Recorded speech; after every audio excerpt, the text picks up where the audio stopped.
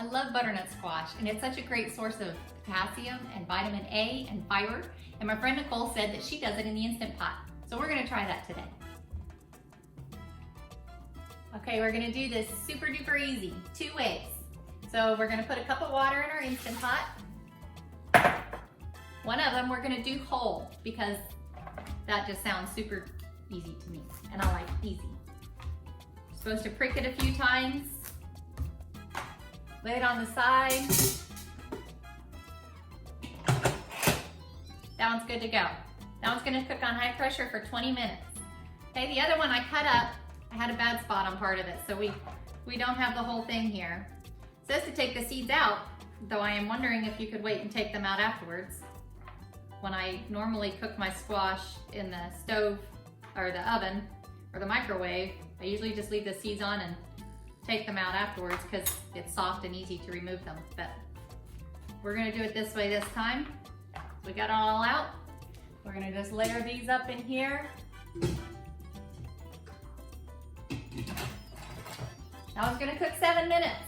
So let's see what happens.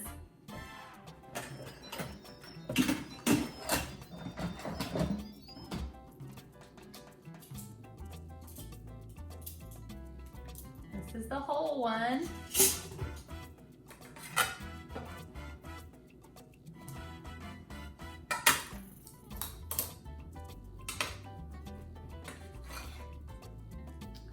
Looks good. So now we just have to scoop out the seeds, and that could be diced or used for something. I have to say, I think I'm gonna have to try that again sometime because I would like it to be a little more done. So either I needed to pierce it more than I did or cook it for a little bit longer. All right, but if you wanted it to dice to put into something so you didn't want it all mushy ready to serve, then that would actually be perfect.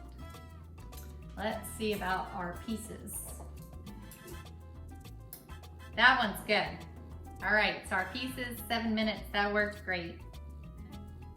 But for our whole squash, it definitely needed to be either a little bit longer or pierced some more. So we're learning. That's the fun part of Instant Pot. So I put those 2 halves of squash back in and set them for 5 minutes. Now let's try again and see if they're done.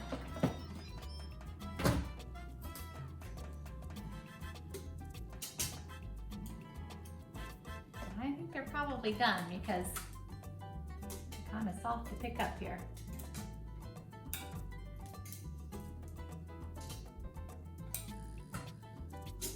We'll just take one out. We can tell it's definitely softer. Okay, so that's part of Instant Pot cooking, is learning. Once you figure out how to make something that you like to make, write it down so you'll remember. So actually after doing this, probably the next time I do it, I will start with my whole one and cut it in half. I'll probably leave the seeds in because it's so easy to take out afterwards, and put the 2 halves in and cook it. Probably 12 minutes is what I'll try next time.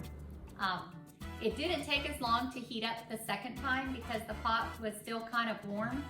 So even though it had to come back to pressure, it was a lot faster than when the pot starts off cold. So we're learning together. There you go, butternut squash in the Instant Pot. Now it's ready to go. We can just scoop that out of there, and I like to eat it with just a little bit of margarine and salt myself. But put in the comments how you like to eat it. I'd love to know.